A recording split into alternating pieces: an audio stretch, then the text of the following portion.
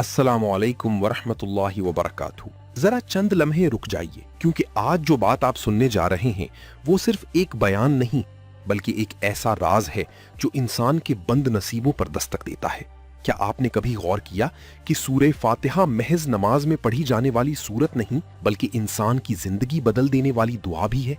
बहुत से लोग इसे रोजाना पढ़ते हैं, मगर फिर भी दिलों की बेचैनी खत्म नहीं होती, मुश्किलात कम नहीं होती। आखिर ऐसा क्यों? वजह यह है कि अक्सर हम उसे सिर्फ जबान से अदा करते हैं, दिल से महसूस नहीं करते। हालांकि जब बंदा यकीन और आजिज़ी के साथ सूरह फातिहा पढ़ता है तो ये अल्फाज सीधे अल्लाह की बारगाह में पहुंचती हैं। सूरह फातिहा कुरान का आगाज भी है और इंसान की हिदायत का दरवाजा भी।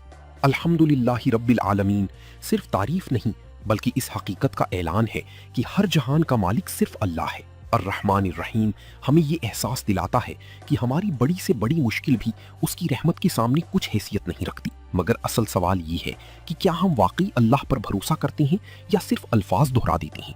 हम इय्याका नअबुदु व इय्याका नस्तईन तो पढ़ते हैं, मगर दिल के अंदर सहारा लोगों से चाहते हैं।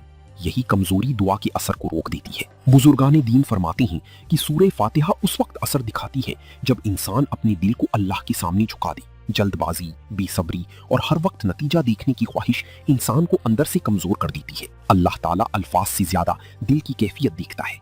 जब बंदा टूट कर आजिज़ी के साथ खामोश दिल से अल्लाह को पुकारता है तो यही लम्हा कबूलियत का आगाज बन जाता है।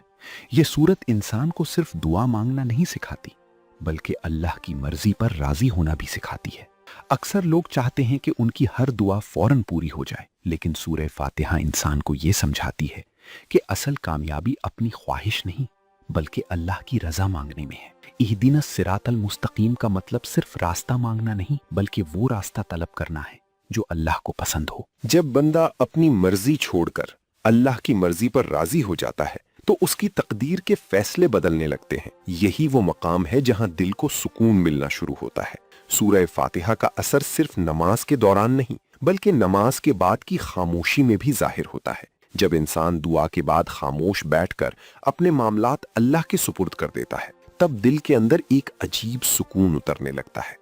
ये सुकून इस बात की निशानी होता है कि अल्लाह बंदे की बात सुन रहा है। असल राज अल्फाज की कसरत में नहीं, बल्कि यकीन की गहराई में है। बाज़ औक़ात इंसान कम बोलता है, मगर उसका यकीन आसमानों तक पहुंच जाता है। ये सूरत इंसान के अंदर तब्दीली पैदा करती है। अगर सूरह फातिहा पढ़ने के बाद दिल नर्म होने लगे, शिकायत कम हो जाए, गुरूर टूटने लगे और खामोशी अच्छी लगने लगे, तो समझ लीजिए कि इसके असरात शुरू हो चुके हैं। फिर इंसान दूसरों को इल्जाम देने के बजाय अपना हाल अल्लाह के सामने रखना सीख लेता है।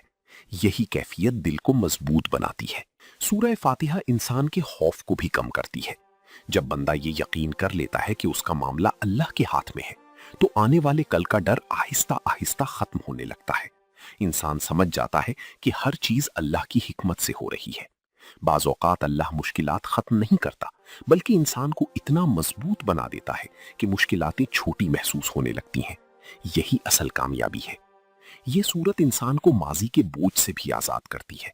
जब बंदा अपनी गलतियों, पिछतावों और दुखों को अल्लाह के हवाले कर देता है तो दिल हल्का होने लगता है। अल्लाह की रहमत इंसान को ये एहसास दिलाती है कि माजी भी उसी के कब्जे में है और मुस्तकबिल भी। फिर दिल में उम्मीद पैदा होती है और बेचैनी खत्म होने लगती है। सूरह फातिहा की एक बड़ी निशानी ये है कि इंसान की जबान बदल जाती है। वो कम शिकायत करता है, कम गिला करता है और ज्यादा सब्र करने लगता है। तन्हाई से खौफ कम हो जाता है, क्योंकि उसे महसूस होने लगता है कि अल्लाह उसके साथ है। यही यकीन इंसान को अंदर से मजबूत बनाता है। फिर वो हालात के बदलने से पहले खुद बदलने लगता है।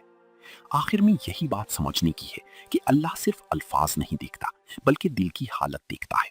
सूरह फातिहा दिल की जबान है।